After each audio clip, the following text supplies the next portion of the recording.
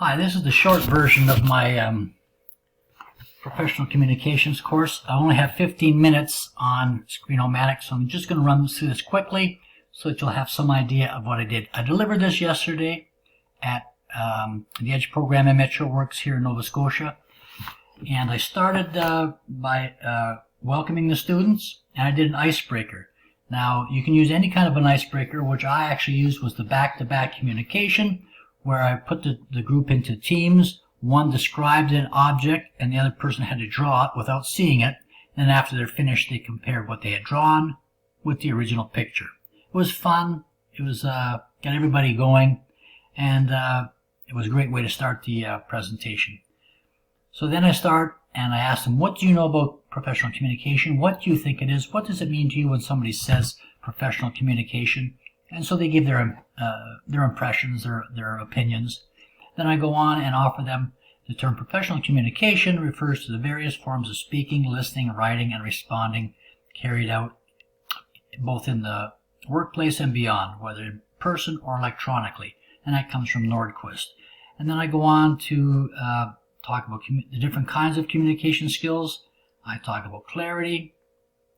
I go on to respect. And these are coming from Blake.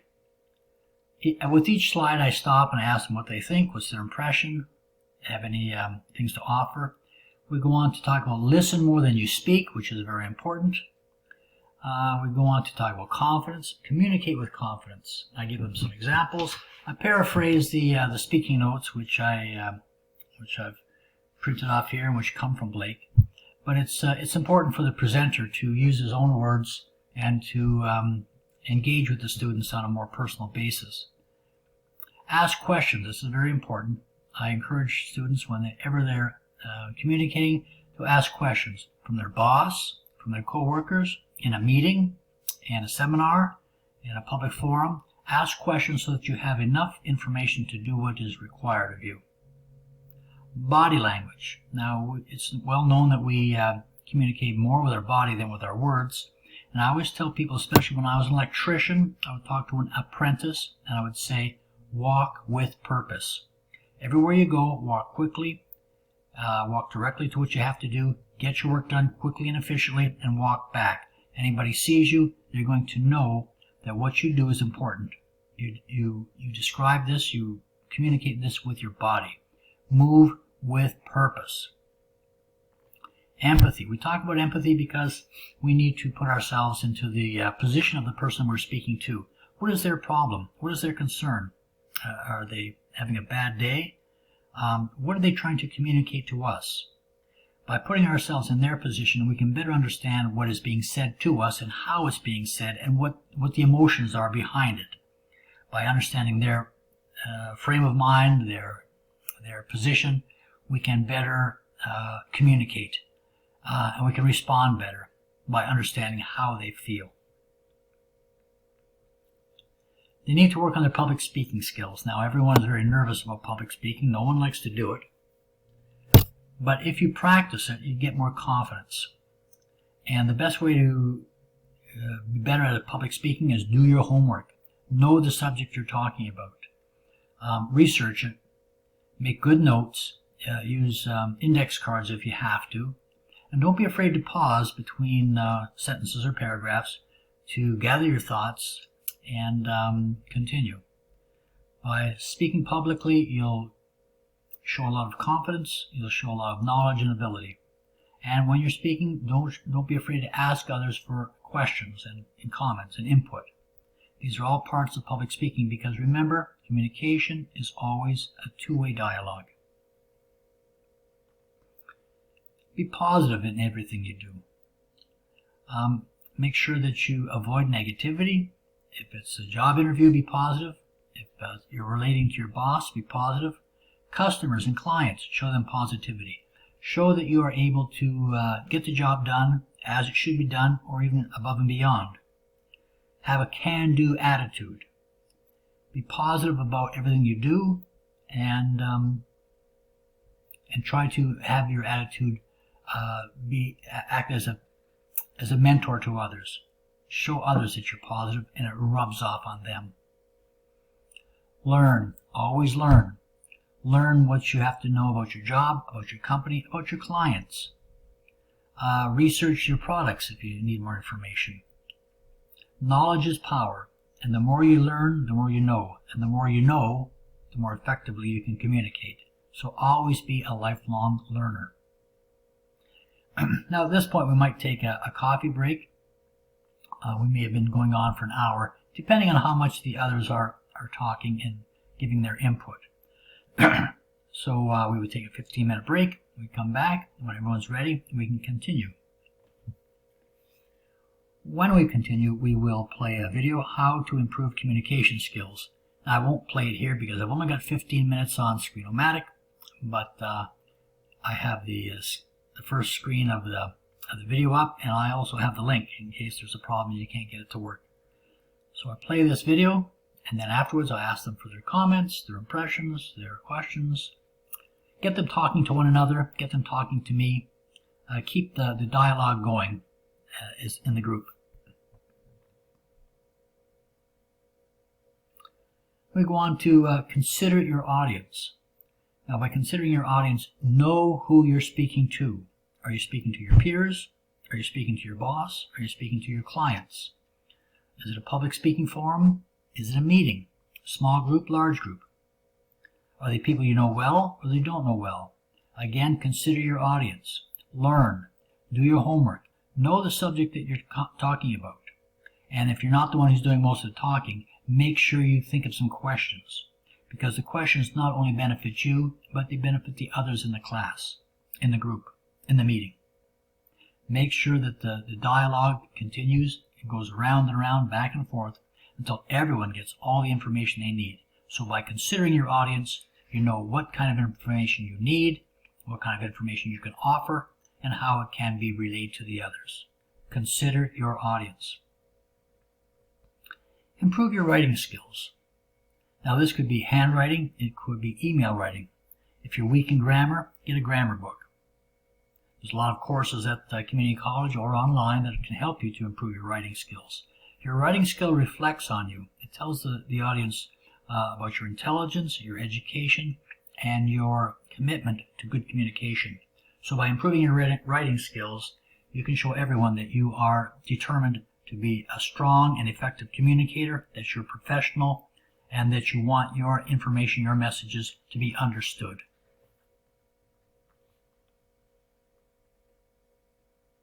Presentation skills is something like public speaking, but it could be in a small group where it's not really public. It could be in a team meeting. If you have to give information to your team, make sure you have all your information in front of you, make sure it's accurate, and make sure you can deliver it in a way that everyone understands. Always ask for questions, always ask for their comments and their input. Make sure that you create an atmosphere of dialogue, of cooperation, so that when you're presenting, you can get information from them as well as give information to them. This is done by doing your homework, making sure of your information, and relaying it effectively. This is presentation. Are there any comments about that? Any questions? Anything you would like to add? Does anybody here have any experience with doing presentations or public speaking? So here I would get information from the students and get their input, their comments. Then we go on to the elevator talk. Now the elevator talk is something that some of them may have heard about and maybe they haven't. Sometimes called the elevator pitch. It's a short introductory sales pitch about yourself, about your skills, your experience, what you can do. These are very effective if you're meeting someone and you only have a few minutes to make an impression. It could be at a job fair. It could be in the lobby of the place you work. It could be if you meet a manager from another department. Be prepared to describe yourself in just a few brief sentences, but be effective. Now here I ask the students if they've ever created an elevator talk, if they've ever given one. And so I give a few examples to get them thinking about what it means and how they can use it. Then I'll play this video, creating a killer elevator pitch. Now this one's very brief, it's very general, but it's very, very succinct. So I play this video and I ask them, what do you think? What are your impressions? How would you handle this? So they're starting to get an idea. They're starting to think about the elevator pitch. And that's the YouTube link to that one. Then I play this one. This is a little bit more relevant because it's elevator pitch examples for students. Now, the audience that I'm talking to is at-risk youth, and so they're young people who may have not had too much experience with elevator pitches, but they're about the same age as a typical student. So it's relevant to them to learn how to do it. So I play the video, ask for their input. What do you think? What are your impressions? What are your ideas? And that's the link to the video in case it doesn't play. Now I ask the students, okay, now you try it.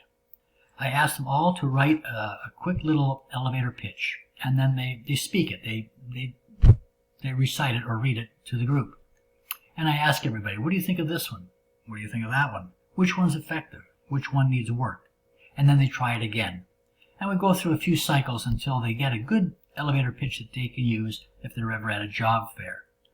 And it's something that they seem to enjoy because it's active, it's something new, and they can see that it's an effective tool to use when they're job searching. So the elevator pitch is an important part now towards the end of this presentation. I wrap up with this last video. This is a video about effective communication. It's a little bit more general, but it's quite entertaining, as most TED Talks are. So they watch this one, and then we kind of debrief.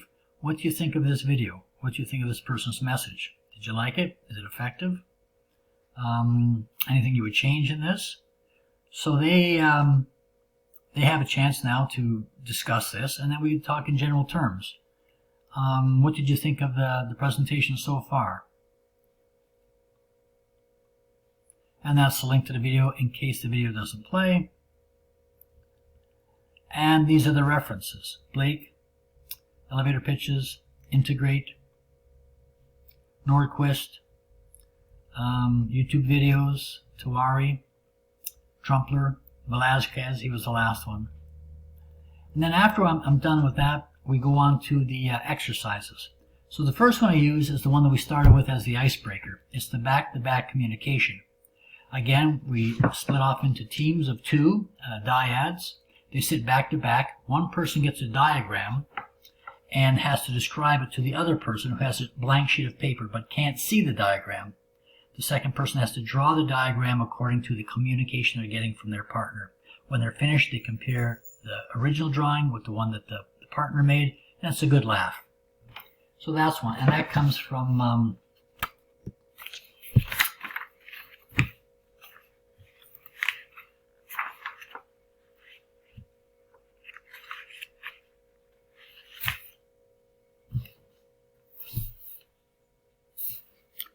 trainingmaterials.com. Then from there we go on to the second one, which is the paper folding. They sit back to back, take a sheet of paper, close their eyes, they fold the paper and cut and tear off a corner. Fold the paper again, tear off another corner. Fold the paper again and tear off another corner, according to the instructions that they're being given. So presumably they would all end up with the same kind of a piece of paper at the end, but it's always different because the communication is received differently. So when they open their eyes and open up their paper, they see just how different their papers are, which tells them that communication is being received in a different way by different people.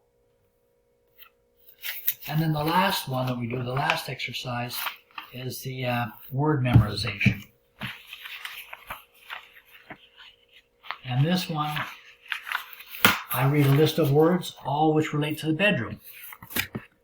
Dream, sleep, night, mattress, snooze, sheet, nod, tired, night, artichoke, insomnia, blanket, night, alarm, nap, snore, and pillow. I try to have them remember these words without writing them down. Then I change the subject and I talk about the weather for a minute or two. Then I ask them, what words do you remember from the list I just described? Dream, night was mentioned 3 times, so some people remember that. Some people remember artichoke because it was a word that didn't fit with the others. I ask them, do you remember the word bed? And some people will say yes. That's a false memory because it was not mentioned. And there you have it. Then we wrap up with a little discussion, we go for lunch, and we're finished. Thank you very much. that's my presentation.